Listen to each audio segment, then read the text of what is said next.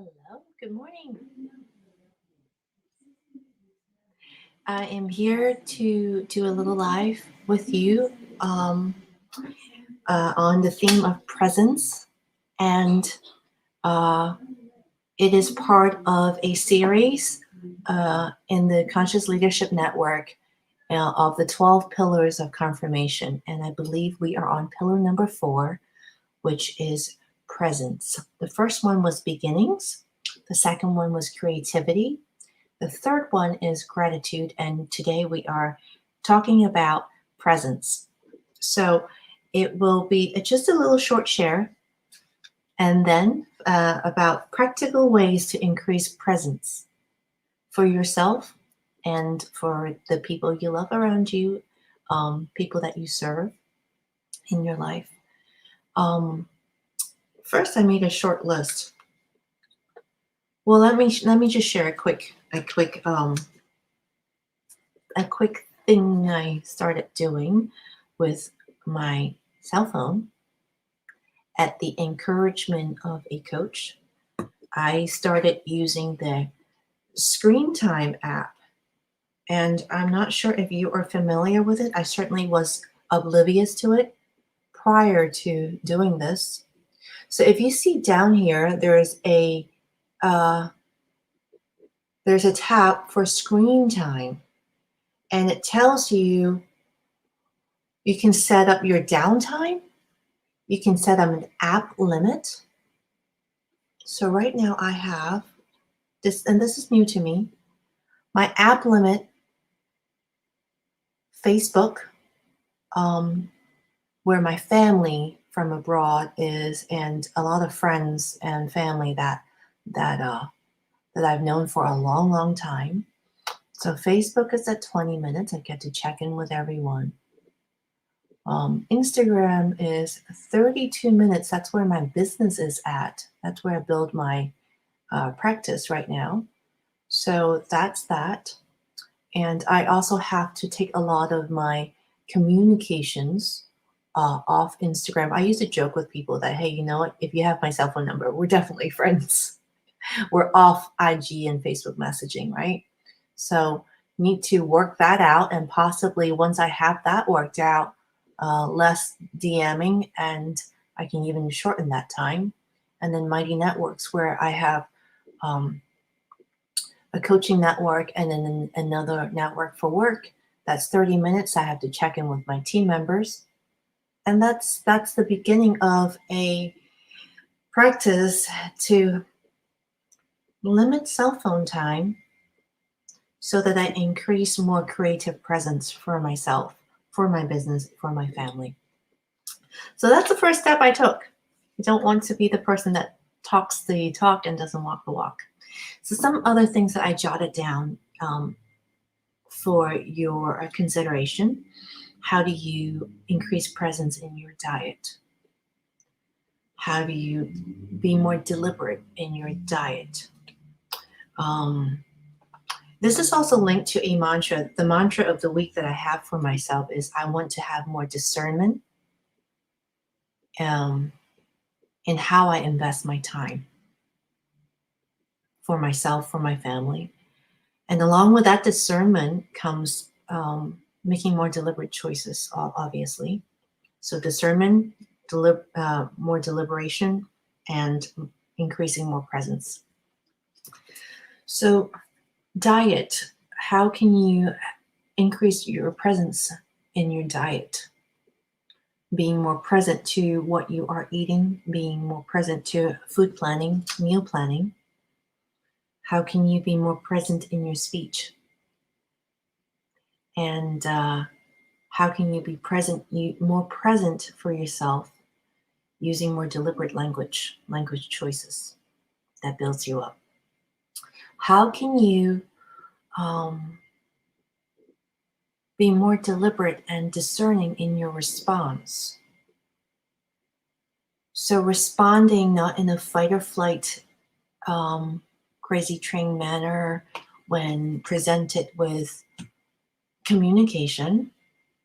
Just think about, do I need to respond to this? Do I need to respond to this now? Should I sit on it? Sitting on things, it's a skill that I've learned just in my 40s, that I don't have to respond to people right away. And it's a very responsible way to conduct myself to myself and conduct myself to other people, because the response that they get from me, if they get a response from me, would be more it would be more deliberate, it would be with more thought, it would be more insightful, and I would have given them the time and the consideration that they deserve for their response. Dancing, and for me, that's just moving my mace. Walking without a device, that is part of some coaches' homework in a coaches' circle that I am in. Journaling, writing down your thoughts. Listening to music, I've been doing that a lot lately, singing to music. And for me, it would be adding yoga into my life and going on my equipment and checking in with myself, giving that presence, that motherly presence to my joints and my tissues and my muscles and checking in with everyone. Is everyone okay? Are we lining up right? So that's a little bit about practical application of the idea of increasing presence in your life. And I would like to end this live with a little reading from the new book that arrived, What Happened to You? Conversations on Trauma, Resilience, and Healing by Bruce Perry. And it's very engaging because Oprah literally interviews him. It's in an interview format. If you can see, the blue is Oprah interviewing him. So we're just going to read a couple pages about presence. So Oprah asks, there are different ways to neglect a child. I've seen children grow up neglected because they were unseen in the household. Emotional goals, like James, that was an example prior. Dr. Perry says, oh yes, I've worked with several emotionally neglected children of very wealthy parents who chose to outsource parenting, but did so in a way that was developmentally uninformed. They didn't understand the importance of relational consistency early in life, so their infant was cared for by different shifts of hired caregivers. Oprah says, what do you mean by that? There is a lot of messaging in the world that tells us it doesn't matter who or how many people are caring for a child, as long as that child is receiving love and attention. Is that wrong? And Dr. Perry says, that's a great question. In general, the more attentive and loving people in your life, the better. But if you remember our earlier discussions about the developing brain and the process of creating your worldview, you remember that early in life, the brain needs consistent, patterned experiences to develop some key systems. Let's look at language development to illustrate what I mean. And he goes on to talk about language disruptions. If your child was to over-exaggerate it to hear 15 different languages spoken each day. So the key to having many healthy relationships in your life is having only a few safe, stable, and nurturing relationships in your first year. I got distracted because I thought, well, isn't it great to have different languages in the home? But then he just answered my question. Is the key is a few, like English, a sprinkle of Chinese, put on Telemundo.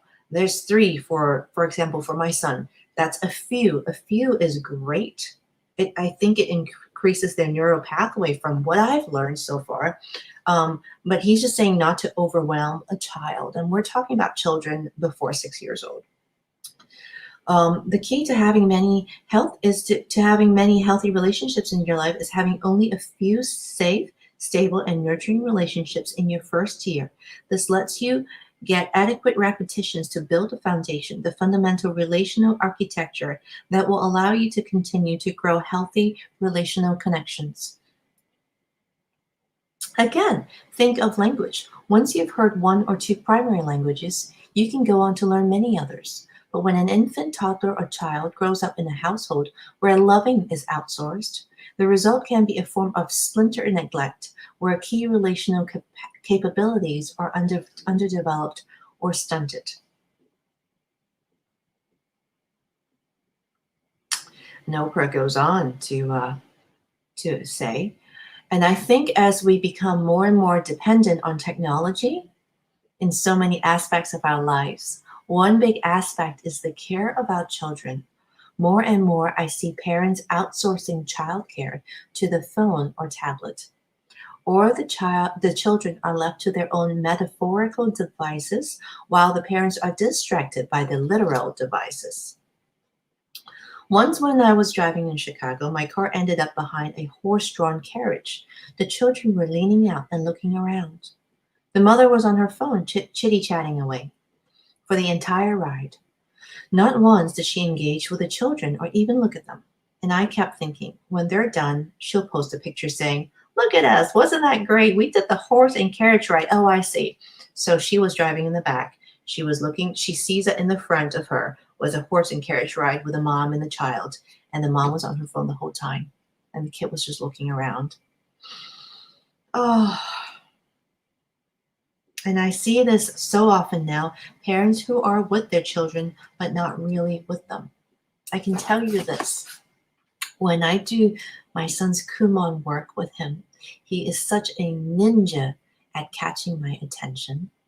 He's so smart, and he teaches me that if my eyes are not on that Kumon page, and if I even dare look at my phone, actually, he doesn't really care when I'm vacuuming. This is the funny thing. He doesn't care if I'm vacuuming. He will still do his Kumon if I'm putting dishes away. But if my eyes are on my phone, if he's doing his Kumon work, he spaces out. He mirrors me every single time. Like I just learned that very, very, very early on. And when my eyes are on those coupon pages, that's when he concentrates best. I'm not helping him. I'm not telling him the answer. I'm just looking at it. And occasionally reaching my finger over and point. Good, good, good. That's all he needs. But he needs that. Sometimes he needs to sit on my lap when he's tired.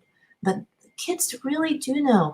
And when it gets to a point where they know and they gave up on you, that's unfortunate. So let this be a learning experience. If it is something that brought up something in you, that's okay. You're not the only person. Just give yourself some taps right here. It's okay. You love your kids. You love yourself anyway, and you have a choice to make different choices. You have a chance to make different choices going forward, right? I catch myself too. I catch myself all the time, and I learn from them. They remind me and snap back in the moment, be with them. So Dr. Perry says, I think this is a huge problem in our distracted society. We're not very good at truly being present.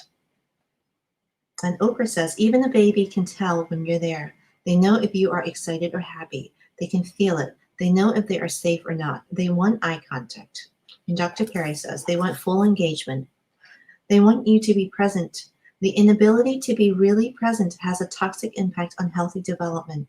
As we've talked about earlier, the infant's brain is trying to make sense of the world, and because we are social creatures, a crucial part of this is building a sense of belonging.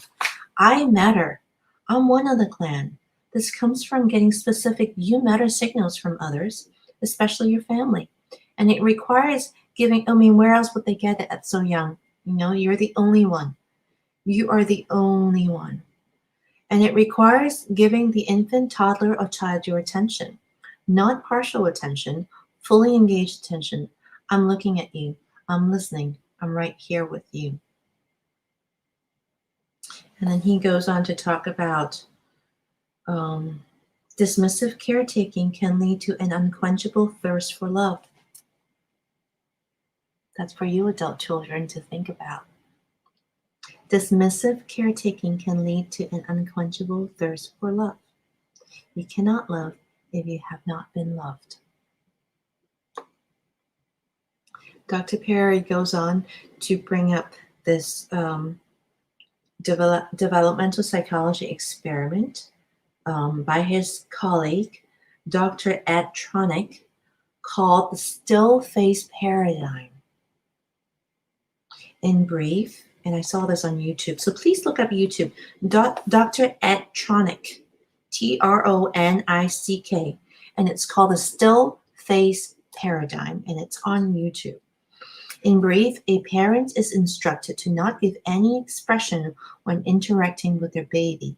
They are asked to be disengaged, passive, and cool towards the child.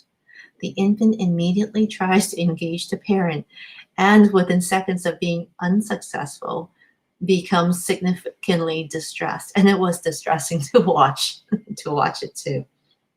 So the still face paradigm shows viscerally that within seconds of a child perceiving the parent to be disengaged and emotionally absent, they start to feel distress and attempt to re-engage the parent. But when these efforts fail, the infant disengages and emotionally withdraws. Imagine that impact on a developing child that is a continuous experience. And I think that's all I have marked.